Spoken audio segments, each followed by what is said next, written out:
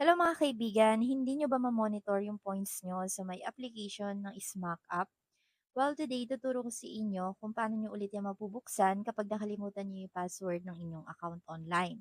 And by the way, meron kasi ako na-receive na comments. Sabi nila doon, bakit daw hindi na gumagana yung application nila or yung mismong app ng Smack.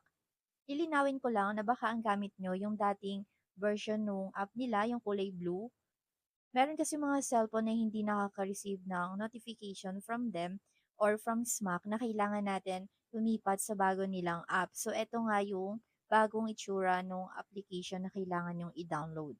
Okay, hanapin nyo lang sa Play Store or App Store. So now, magpo-proceed na tayo sa ating topic today. Open lang natin. And dito, kapag maglalagin ako, ilalagay lang natin dito yung ating email address or mobile number. Tapos, kapag nakalimutan niyo yung password nyo, wait lang, mag-input lang ako ng information ko. Now na na-input ko na yung mobile number ko, dito na dahil sa enter password and dahil nakalimutan ko na naman, itap lang natin dito yung forgot and sabay-sabay na tayong mag-reset ng ating password. So dito kailangan alam niyo yung mobile number or yung email address nyo. So now, ang ilalagay ko dito is yung mobile number ko. Now, kapag nailagay na natin yung ating mobile number or yung email, itap na natin dito i-confirm. As you can see, ayaw tanggapin dito yung aking mobile number. So, itaray natin yung ating email. So, kailangan ata dito, alam din natin yung email natin. Ayaw tanggapin yung aking mobile number. So, ang ilalagay ko yung email na nakakonect dito sa aking smart card. Once na magkulay blue na i-confirm, sa may baba, pwede na natin itap yan para makapag-proceed na tayo sa next page. And there you go, ayan, pwede na tayo makapag-reset ng ating password. So, ilalagay lang natin dito yung password na gusto natin. Then, itatap na natin yung reset password. Okay, ilalagay ko lang yung gusto kong password, set password, and let's see kung makakapag-login na ako. And kung meron pa rin kayong katanungan about this topic, ilagay nyo lang yan sa ating comment section at baka magawan ulit natin ang ating exception cannot use the password. Wait lang.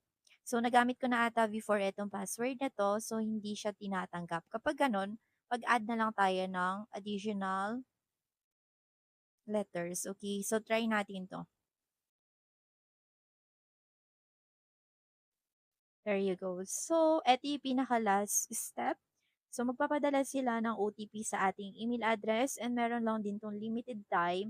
So, kailangan natin i-check agad yung ating email.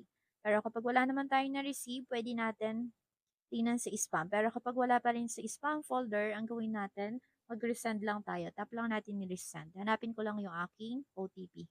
There you go. So, mababasa natin sa may taas, password successfully updated. And pwede na tayo makapag-proceed sa pag-login sa ating account. So, check natin kung makakapag-login na ba ako. Input ko lang ang mobile number ko dito, then yung aking bagong password. Ayan, now, tatap ko na yung login. User does not exist out. So, try ko yung email ko, okay? Pag ayaw sa mobile number natin, pwede natin i-try yung ating email. Tap natin yung login. Tada! Feeling ko makakapag-login na ako. Ayan. So, nakapag-login na tayo mga kaibigan. So, ganun lang kadali mag-reset ng ating password. And sa mga nagtatanong, yes, iba na yung app na gamit ko. Ito yung pinakabagong app nila. So, wala na yung dating kulay blue. Pero ito naman ay sky blue din. Pero meron silang medyo pagkakaiba.